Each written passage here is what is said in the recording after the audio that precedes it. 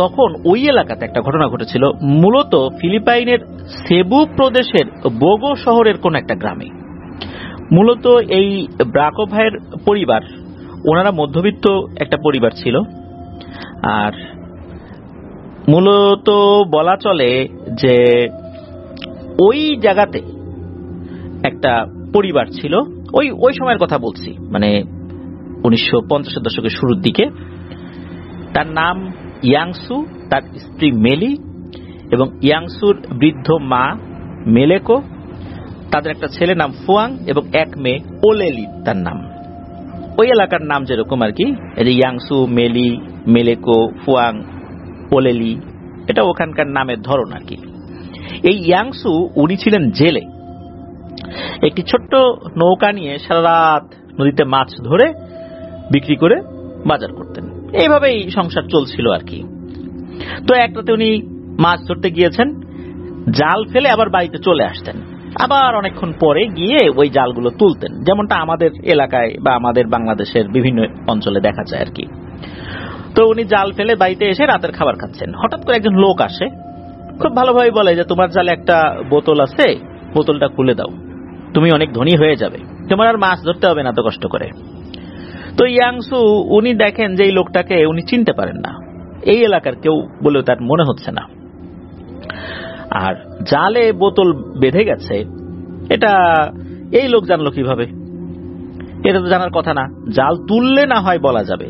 তো এই লোককে ওইখানে গিয়ে জাল তুলছে। এই কৌতূহল থেকেই তাকে প্রশ্ন করেন যে আপনি কিভাবে জানেন যে আমার জালে এরকম একটা বোতল বেঁধে গেছে?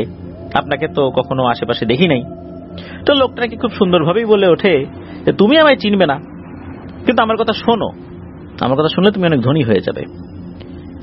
এইবার ইয়াংসু কিছুটা ভয়ে ভয়ে বলল, আমি তো মাত্র জাল ফেলেছি, তো খাবারটা খাই, তারপরে তুলি, আমাকে খাবারটা খেতে দেন। এই সব কথাই কিন্তু সেখানকার স্থানীয় ভাষায় হচ্ছিল, আমরা বাংলা ভাষায় বোঝার জন্য বলছি আর কি।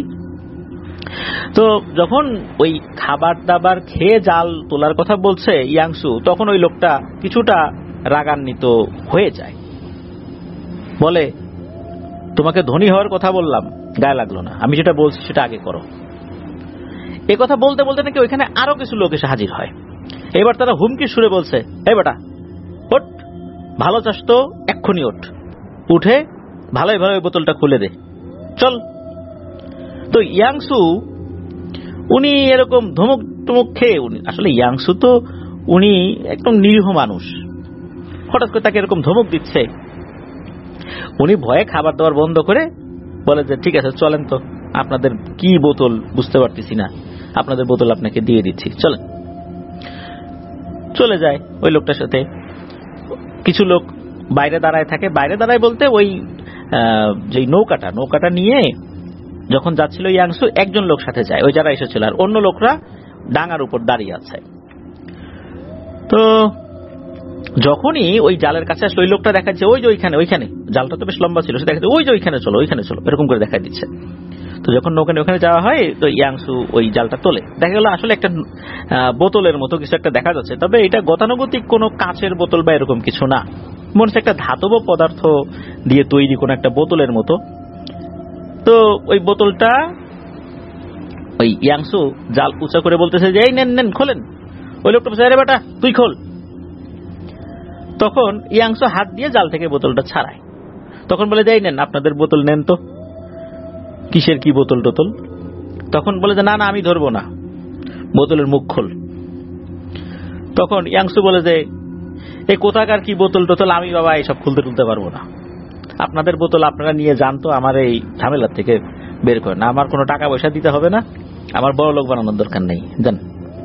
তখন হঠাৎ করে দেখতে পায় যে ওই যে ডাঙায় যে লোকগুলো দাঁড়িয়ে ছিল, এরাও মনে হচ্ছে এই পানির কাছে চলে এসেছে এবং পানির উপর দাঁড়িয়ে আছে বলে মনে হচ্ছে। যখনই পানির উপর দাঁড়িয়ে আছে বলে মনে হচ্ছে এরকমটা দেখেছেন ইয়াংসু, তখন তো উনি ভয় পাইছেন। আর দেখা গেল যে এই লোকগুলো মনে হচ্ছে হাতে বেশ কলস জাতীয় কিছু একটা রয়েছে, আর ওর ভিতর থেকে উজ্জ্বল আলোর মতো কিছু একটা বের হচ্ছে, চকচক করছে, এরকম আলো ছিটকে বের হচ্ছে, বোঝা গেল যে ওগুলোর মধ্যে মোহর রয়েছে। তখন ওই যে লোকটা নৌকায় ছিল সে বলছে, ইয়াংসু বোতলটা খোল। তখন ইয়াংসু বলছে যে আপনাদের বোতল আপনাদের খুলতে সমস্যাটা কি, আপনারা খোলেন। তখন ওই লোকটা বলছে তোকে যেটা বললাম সেটা কর, এই বোতল আমরা খুলতে পারি না, তোকে বলছি তুই খোল। কি আর করা, একে তো ইয়াংসু ভয় পাচ্ছে, পানির উপর লোক দাঁড়িয়ে আছে বলে মনে হচ্ছে। তবে এখানে একটা কথা বলে রাখা ভালো, ওখানে যে খুব বেশি গভীর পানি ছিল এরকম না, না হাঁটু পানি। তো ইয়াংসু একবার মনে হচ্ছে যে লোকগুলো পানির উপর দাঁড়িয়ে আছে, আবার মনে হচ্ছে না হাঁটু পানিতেই দাঁড়িয়ে আছে। সে নিশ্চিত ভাবে কিছু আসলে বুঝতে পারছে না ওই সময়, যেহেতু ওই সময় রাত ছিল।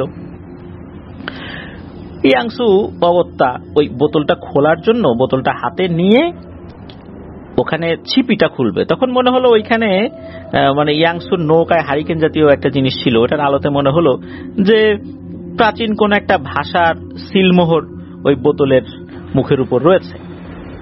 তো এটা খুলতে যাবে এমন সময় মনে হচ্ছে দূর থেকে ৩-৪ জন পণ্ডিত গোছের সন্ন্যাসী গোছের লোক দূর থেকে বলতেছে, এই ইয়াংসু এটা খুলিস না, খুলিস না, পানিতে ফেলে দে, পানিতে ফেলে দে, ঘোর অমঙ্গল নেমে আসবে তোর উপরে।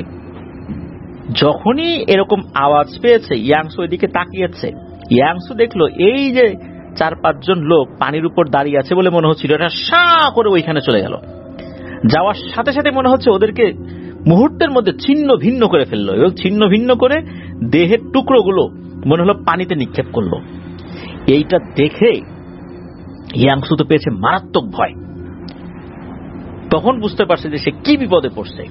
নৌকায় বসে থাকা ওই লোকটা আবার বলছে, ইয়াংসু শেষবারের মতো বলছি, বোতল খোল।